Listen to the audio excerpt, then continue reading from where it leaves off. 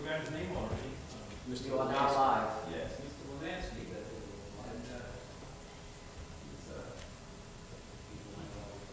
oh, he came and gave his input, and he's going to reach out to me.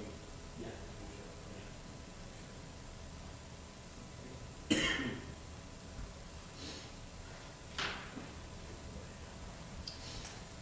Well, it is 7 o'clock, so I think we'll start now. Everybody ready? I'm going to read from a script because that's the easiest way to do it for me. My name is Matt Hopkinson. I am the project manager for this project. The project is Auburn Superstructure Replacement, Interchange 10 over Route 12. Maybe stand next to the microphone, that'd be a little better. I work in the bridge project management at Mass DOT's Highway Division headquarters in Boston. So just so you know, your attendance at this hearing can be formally recorded. Once the hearing is over, the attendance sheet, which is over on the table there, will become a part of the public record for the hearing. So please sign in, and we can have your attendance part of the record. You can also, while you're over there at the sign-in sheet, there's handouts. They have details of the project, locus plan, and so forth.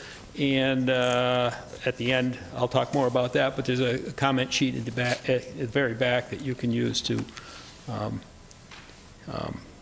input your comments either at the end of the meeting or by mail later. We have a great team here today. We can answer all your questions that you may have about the project. Lori Shattuck, she's our traffic expert tonight from our District 3 office. Mario Russo, over here. Hi, Mario. He's from our Right-of-Way Bureau. Ildiko Juhaz, sorry, from Lewis Berger. She's our Mass DOT's design consultant for this project, as well as Liviu Svintescu and Greg Russo, also from Lewis Berger, and our transcriptionist, Ann Carrington, from Arlington Typing and Mailing. She'll be making a verbatim transcript of tonight's hearing. So to have it included in the transcript, I'll add that the notice of the hearing appeared in the Telegram and Gazette on January 1st and 8th, and the Auburn News on January 4th, 2019. Copy of the notice is in the handout and will be attached to the final hearing transcript. So the project we're talking about is to replace the deck and the superstructure of the bridge that carries interchange 10 over Route 12. We're going to maintain the abutments, and we're currently at the 25% design stage, which means we don't have all the details. There are things that we can change at this point. There are things that we may not be able to answer for you. We estimate the total project will cost about $9.3 million, and the money we're using for that is Western Turnpike funding. This funding comes from the toll receipts on the Mass Turnpike. In a few minutes, Ildiko will present the details of the project, but first I would like to ask Mario to explain the right-of-way procedure. Good evening. Again, my name is Mario Russo, RUSSO. My number is area code 508. I forget my number. 721-4404. And if you have any questions in the future, you're welcome to call me at that number. The Right-of-Way Bureau is part of Mass DOT, the Highway Division, and we are responsible for acquiring all the necessary rights in land, public and private. Procedures used must comply with the state and federal regulations governing the acquisition process. Affected property owners' rights are protected under Massachusetts general laws, primarily Chapter 79. If a project is receiving federal funds, the property owners are rights are further defined under Title III of the Real Property Acts of 1970 as amended. Affected property owners will be contacted by personnel from the Right-of-Way Bureau as the project progresses. We are now at 25%, and there may be some easements, takings, or permanent easements that could be required. I will be here throughout the meeting and after in case anybody has any specific questions. If not, you're welcome to call me at any time and I'll be sure to get back to you with whatever information you need. Thank you. Thanks, Mario. Now, Ildiko will describe Mass DOT's project in detail for you. Please keep in mind that the project we are presenting tonight is still in the design stage. Should I move this on to the next one? I did it. As you can see, these are the players involved. Mass DOT's involvement is, obviously we're the proponent of the project, and we're hiring the engineers and we're providing the funding. Lou Sperger is the designers, and Auburn DPW, or Town of Auburn, is providing coordination with the local issues. So I'll give it to you. Thank you, Matt. I'll ask my team to come up so that we can just quickly switch. So as Matt described, this is a MassDOT project, and any questions and comments, we'll go through them. Louis Berger is the designer, and we are closely coordinating with the DPW and the town. So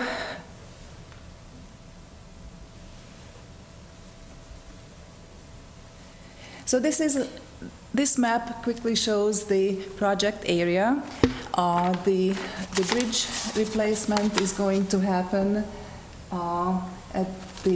near the toll plaza, the existing or rehabilitated toll plaza. So this is I-90, I-290, 395, and the bridge carries traffic on and to the turnpike from Route 12 and the intersection with I-290 and 395. So why do we need this project? Basically, the existing bridge was built in the 50s. The deck was replaced 40 years ago, and it is getting old again. The deck is right now, as you can see, in fairly bad condition, and the bridge itself has only one lane in each direction, so it's fairly narrow. The bridge carries about 40,000 vehicles a day, and something needs to be done in order to rehabilitate this bridge.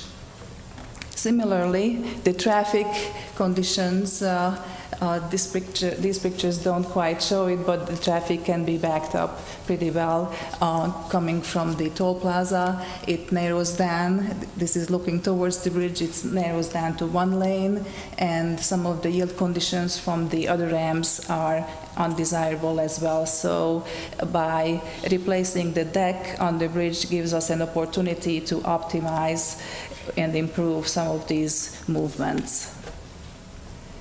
So by doing this project, we will achieve several goals. We will improve the movements on the I-90 off-ramps.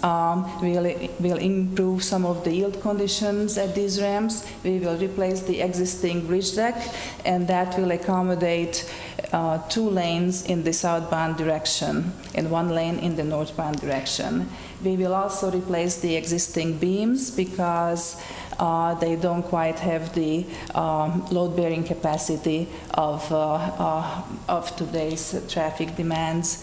And luckily, the existing piers and the abutments, as Matt has mentioned, don't need to be replaced. They can be rehabilitated. By doing this, we will also increase the vertical clearance under the bridge. So to go over the scope, we will basically meet up in the north the recently remodeled Old Toll Plaza off of the turnpike. The pink shows the bridge reconstruction, and as you can see, 2 lanes in the southbound direction will be created, and ramp K, which is a Route 12 on-ramp, will be realigned to improve the yield condition. And while doing this, we will also have to repave part of Route 12. As Matt had mentioned, Route 12 pretty much going to remain in the same cross-section as before, so in the final condition it will pretty much look like as it does now, just newer. So going a little bit more into the details of the new bridge deck, up at the top you can see the existing bridge. It's pretty much a symmetrical layout, 1 lane in each direction, and with a joint in the middle. The new bridge will be slightly wider, about 10 inches on both sides, and it will have shallower beams with higher strength steel, and the median will be realigned a little bit to one side to allow for the 2 lanes of traffic in the southbound direction. The project schedule, we have done the preliminary design, as Matt had mentioned. After the public hearing, we will move into the final design. It is expected to be finished middle of September, and after the bidding phase and construction award, construction is expected to start in the spring of 2020. So without this construction, how will the traffic be affected? So since as you could see, this is a fairly tight area, and we are basically replacing the bridge in its current position, so this requires several construction phasing and traffic phasing. So altogether we came up with 5 stages to facilitate traffic movement and bridge construction at the same time. So at the beginning, the existing piers will be rehabilitated, and they will be done 1 pier at a time. In order to maintain traffic on Route 12, it will be shifted to the other pier. As Matt had mentioned, the sidewalk is going to be maintained, and but we will have to reduce the Route 12 southbound traffic to 1 lane for this temporary condition. Similarly, when the other pier is going to be rehabilitated, it's pretty much the same thing on the other side. We will move traffic to the south and work on the northern pier. Again, the sidewalk will be maintained. The bridge itself will be, the bridge deck and beams will be reconstructed in 3 stages. In the what we call stage 2, a work zone in the middle will be created by narrowing down the traffic lanes on both sides to 12 feet, and that will allow enough room in the middle for the work zone. The existing bridge deck and the beams shown in red will be demolished, and the new section of the bridge will be built. In the next phase, we will move one of the lanes to the lanes that go to I-295 and I-395 to the newly constructed bridge area, and still maintain the I-90 on-ramp and work on the side of the bridge. Again, same thing, remove the deck and the beams and construct the new part of the bridge. And lastly, this is the last big stage for the bridge construction. Do the same thing on the other side. At all these stages, 1 lane will on the northbound and 1 lane on the southbound will be maintained. And at the end, the median will be constructed by creating a work zone again in the middle of the deck and building the barrier. So as you can see, this whole construction sequencing will affect traffic. The whole sequence has been worked out such that traffic impacts are minimized. So I'm going to turn it over to Livio, who will explain some of the traffic movements a little bit in more detail. Good evening, my name is Liviu Sfintescu. I'm in charge of the civil design on this project. Ildiko talked about the construction staging of the bridge itself, the bridge deck and the bridge pier, so she explained the different stages that will be required to construct the bridge.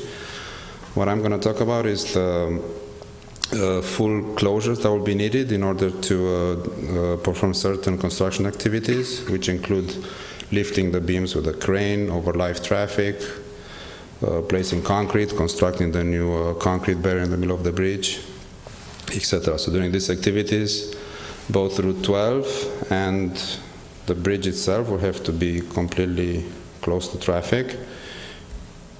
On this slide here, we are showing with black arrows the traffic movements that are not impacted by these closures. With red axes, we are showing the movements that will be impacted by the closure, so these movements will be replaced by the detours that I'm going to show on the next slides. And the blue rectangles represent traffic barricades, meaning locations where traffic will be stopped and diverted to another ramp. Now, it should be mentioned that all of these night closures are occasional. They will happen for a few hours, but different nights, and most people will probably not even be aware of them because the traffic is very low during this time. Since this project is located in an area with multiple ramp connections, there are two existing freeways, the Turnpike 290/395, and two state routes, Route 12 and Route 20. There are multiple connections and multiple movements that will be affected by these closures.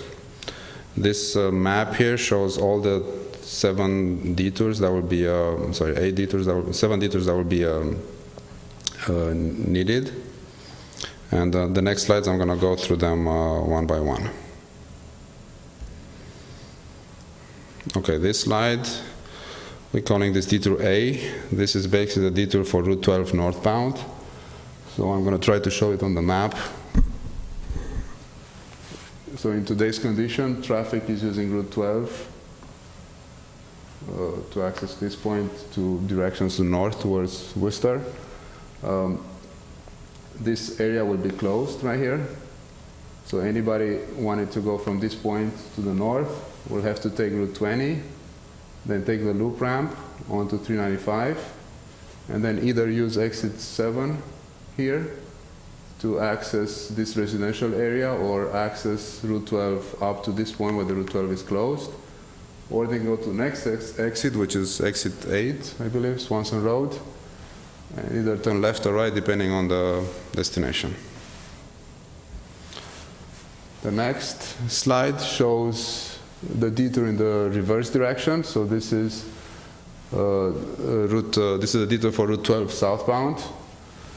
So anybody coming from Worcester wants to go south, they cannot go on Route 12 because Route 12 is closed underneath the bridge. So they will have to make a right on Swanson. Actually, we're showing 2 options for this detour. One that uses local roads and one that uses mostly freeway and ramps. So the first option is to turn left, to make a right on Swanson Road, then take Vine Street here. There's an on-ramp right here to 290, and then continue on 290 up to the Cloverleaf interchange here, take the exit to Route 20, and then make a right to Route 20 and access Route 12. Another option is to continue on Route 12 under the Turnpike and then to Church Street, make a left on Church Street, continue to here. Church Street here becomes South Street. Continue on South Street, make a right on Route 20, and then go to the same point as what I explained before. The next slide, we're calling this detour C. This is a detour for the ramp that connects 290 westbound to I-90, both directions. This detour is needed because the bridge itself will be closed.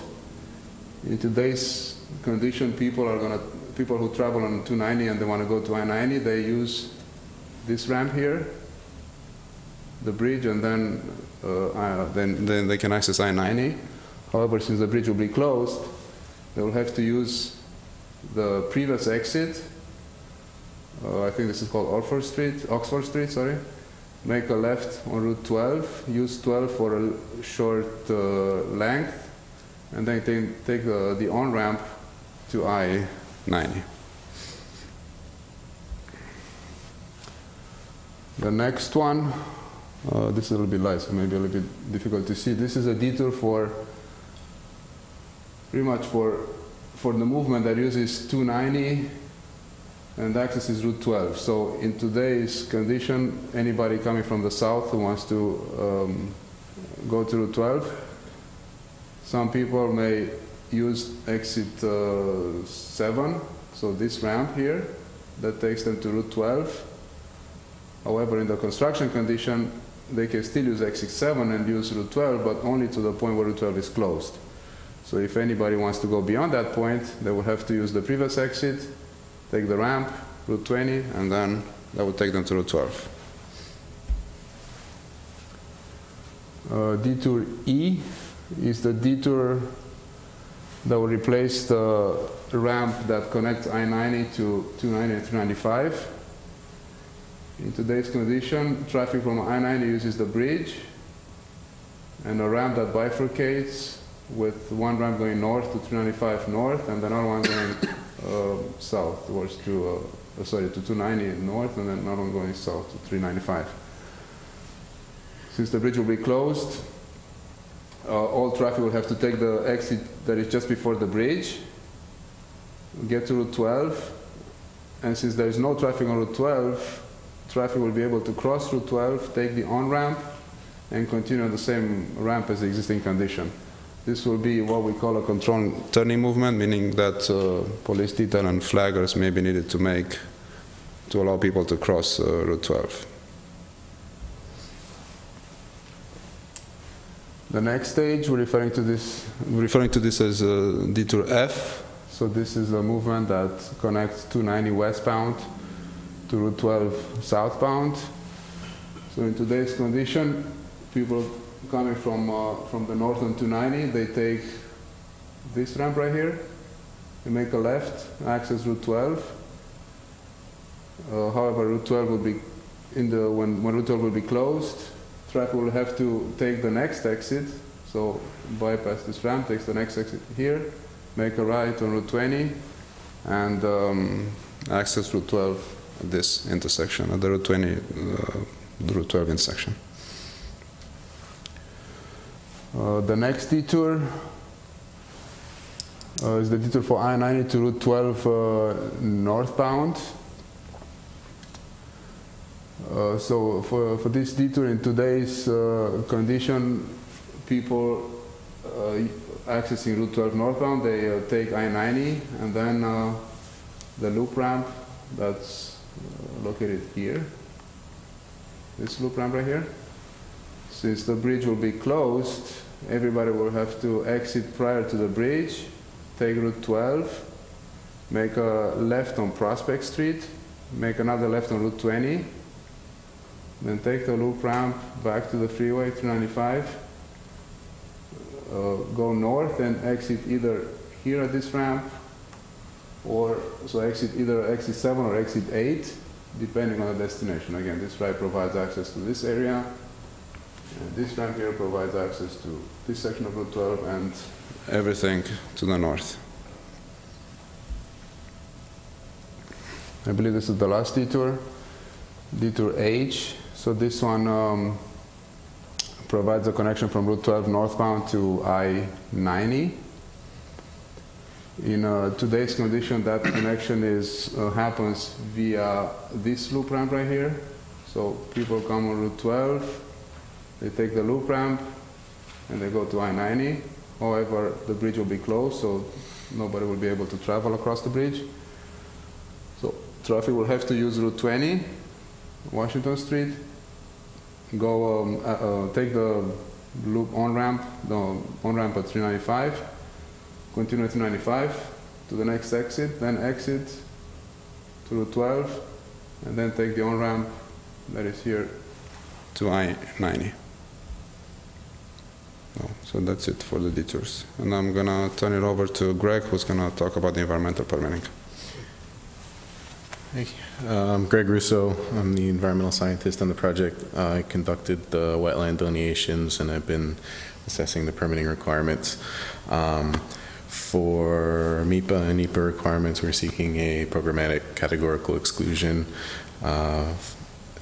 We will be submitting a notice of intent to the Auburn Conservation Commission and the Massachusetts DEP.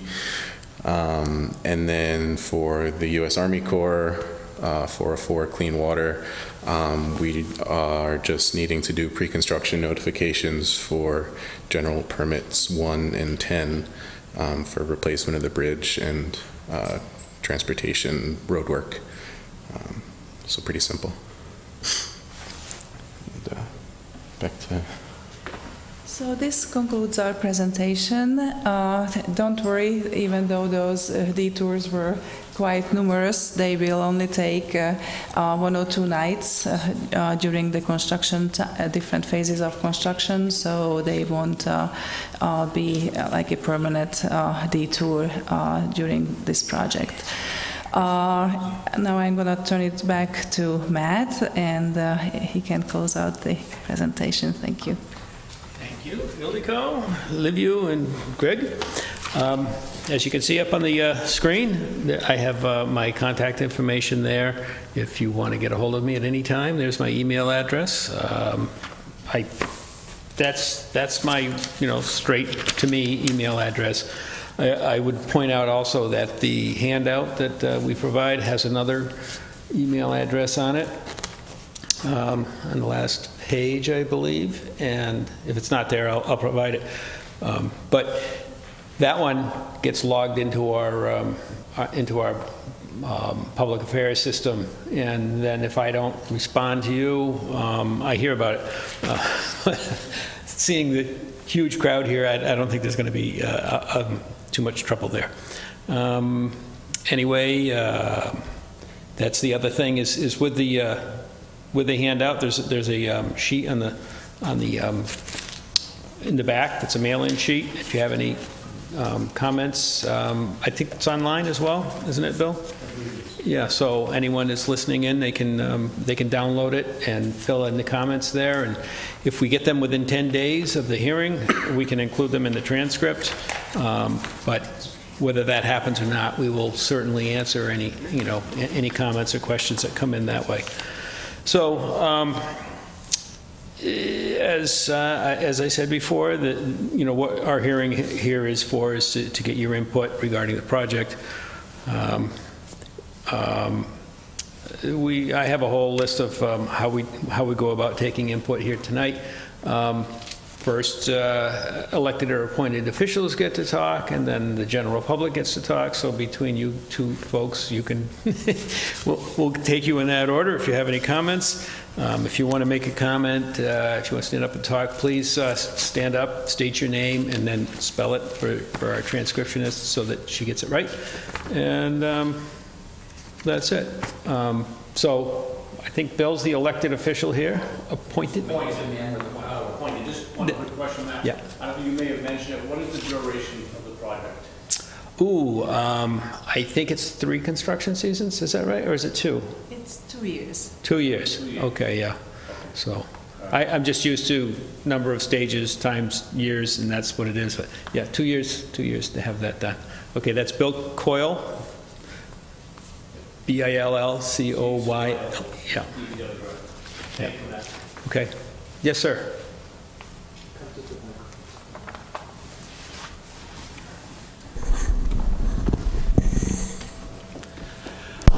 Good evening. My name's Bob Platukis, Precinct 1, Town Meeting Member. P as in Peter, L-A-T-U, keep it simple, K-I-S.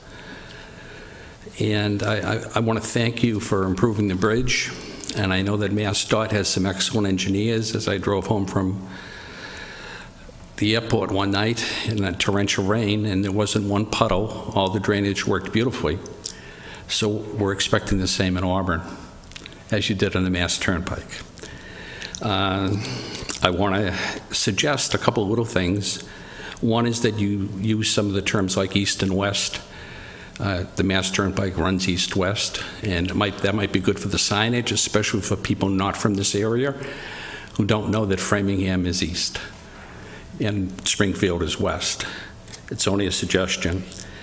I would also suggest that you help the town out in some way, since this ramp is in Auburn, and talk to the town administrator and see how that could be done and what would be the most appropriate signage. It might have to do with the Veterans Memorial Corridor, or that this is a Purple Heart town. It might have something to do with Robert Goddard firing his rockets here, something that helps Massachusetts and the town of Auburn. Or it might be something related to business, where you put this in this direction, you get to the Auburn Mall.